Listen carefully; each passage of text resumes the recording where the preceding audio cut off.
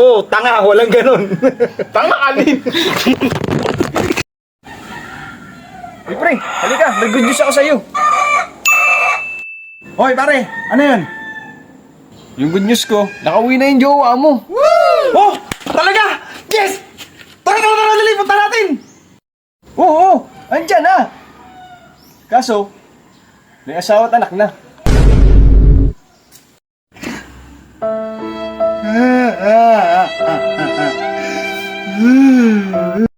Hoy, pare, dito ka dali.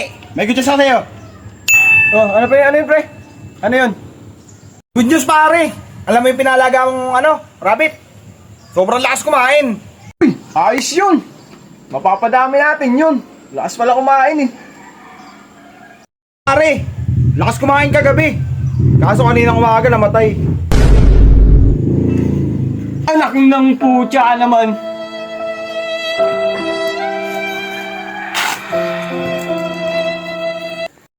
Hoy, pare. Ano, balita?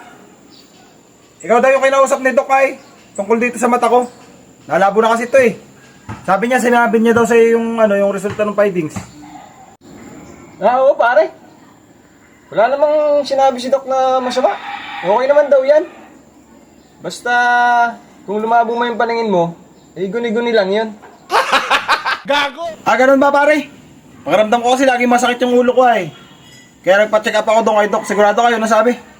Okay naman pala, no? Pag minsan kasi nasakit ito, yung ganito.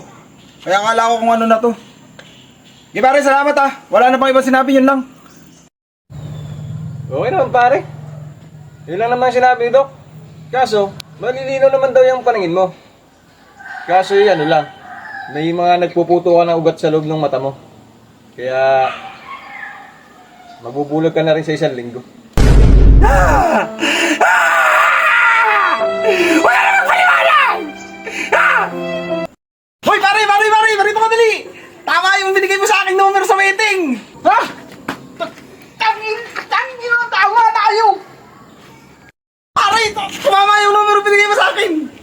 Kasi di ko natayan. Ha? Anak ng puta! Ano ginagawa? Huwag kang babalik dito!